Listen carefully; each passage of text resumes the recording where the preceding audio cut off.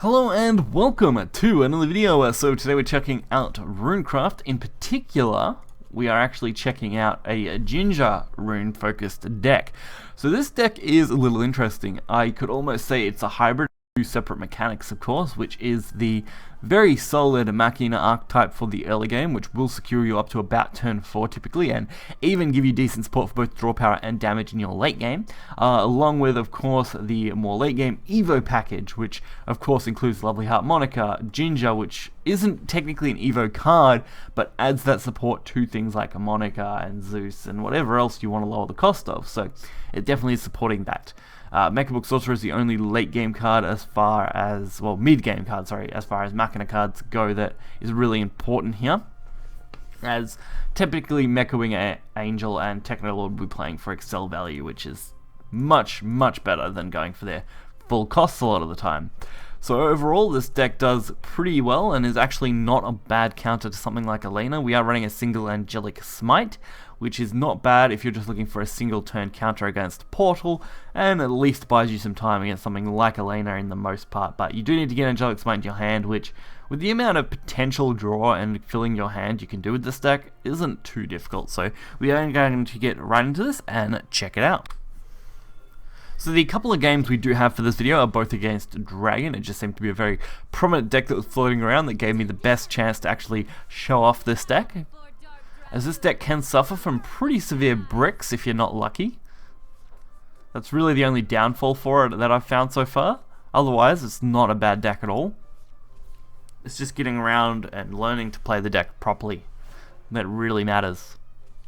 Also, I think this match is the better of the two that we've got. The second match is more of a early game concede, but it does show the strength of how quickly you can get a half decent hand going.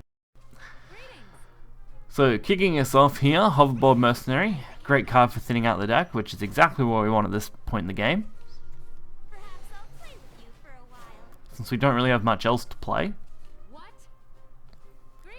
And our opponent decided that emoting the whole game would be important, apparently.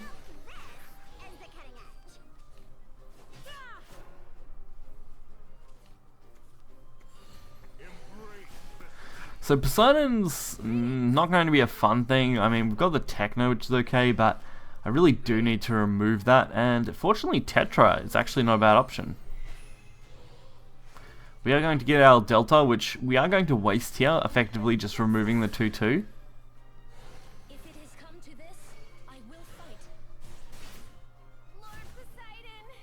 And we can still go for that 1 damage to face, which is a nice little pickup. Plus we also lowered the cost of Ginger using our Evo, so can't really go wrong with that value. The only problem now is that we're very stacked for our hand and we're going to need to try and empty some of it next turn. Fortunately for us, that shouldn't be too big a problem. Although, to be fair, Mechabook probably was the better play there. I definitely think I made the right choice taking that one over going just to clear our hand, since now clearing our hand becomes a much easier option, and of course getting it on an empty board allowed us to not really lose too much tempo with this deck. So now we do need to remove these two followers. This is probably the worst situation to have to deal with. So the best way to probably do this is just to go with the board as much as I can and then use Techno to take one out. I believe we were just short from using Techno on its own, so I did have to sacrifice the 3/3 to do it. And sacrifice, of course, an Evo point.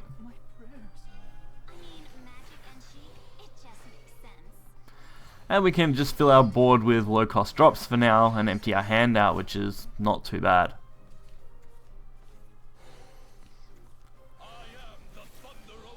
And Warring Thunder, no threat to us yet. Since most of these are super low drops, it's not really a problem.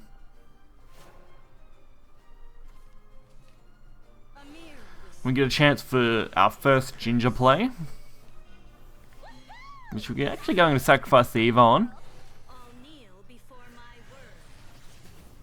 This is actually a match I don't think we got Monica, and if we did, we got it late game, which isn't great, but you make it work. So Soaring Dragonoot finally hits the board with a Dragon's Meditation. It's a very interesting deck type that I haven't seen for a while. But now they are forced, if they want to use this, to actually discard. And the Warring Thunder was a really nice one.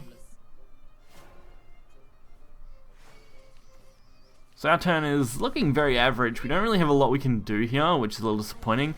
I honestly probably should have just taken it for the Zeus and just ran with it. But since we didn't really have much of an Evo count yet, it wasn't going to be a Zeus play when it was only going to be a 1-1 plus its effect stack, so I decided just to focus on going for a little more to start with, and then decided halfway through the turn, let's just take the Zeus anyway. I've got a free board slot and some decent value, so that actually worked out fine, as we did get the 7-4 Zeus, which is okay. Even if they did get Genesis Dragon, sorry, which is really good for taking out that. Fortunately, that's all it really does for them. So I could have took the chance on the Zeus again, trying to get at least 7 Storm. I decided against it, went for the more consistent board with the Techno Lord summoning the 3-4. Since we're already in a good spot with our board. And Zeus can just be kind of a topper for next turn if we need it. Especially since we can go for a full cost Zeus, which could potentially just end the game. So their Zeus was pretty good, although it didn't give them any healing, which works in our favor completely. We do now need to remove their Zeus though. The best way to take action against their Zeus, of course, was to at least sacrifice something first. I believe, unfortunately here, we didn't pick up the ability to ignore Ward. Not that we really needed it, since we got Bane, so that worked out just fine, allowed us to win the game. So the next match, as I mentioned, wasn't as good, but did show how strong the early game can be when you start taking it over with some early game plays.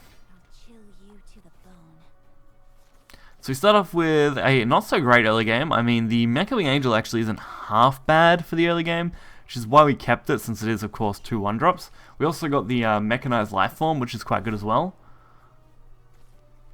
And another Mecha Wing Angel, so can't go wrong with that play. So of course, since we did get Hoverboard, I decided to go with that first. Getting a Jet Broom Witch. Not the best drop, but I'll take it.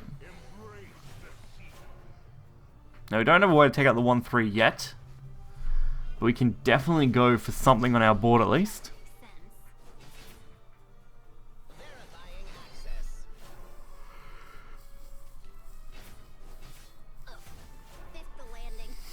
Now turn 4 is where things get a little more nuts for us. We need to definitely be filling up our board even more, going for as much value as we can. The only real problem now would be a Genesis Wipe, which is exactly what they end up getting. Fortunately, getting a Genesis Wipe gives us a chance to go for Mecha Book Sorcery, which unfortunately is where this game ends. I really did want to take this further, but I believe they do just pass and end up conceding after that anyway, so unfortunately we didn't get a chance to use any of our other mech cards, which would have made for a very insane turn of draw and board flood, so a little disappointed on that part, but it was still a good match. So while I found this deck to be still pretty decent, it does have a reasonably high learning curve I found for getting used to it. Once you do get used to it, it's not too bad, although I still think Burn Rune is just straight up a better deck. So if you guys enjoy Rune decks, definitely give this a go if you got the cards. Otherwise, I recommend playing a Burn Rune variation, as that is much better for the current meta in my opinion. If you guys did enjoy this video, hit the like button and subscribe. You'll find the deck list in the description below. Until next time guys, see ya.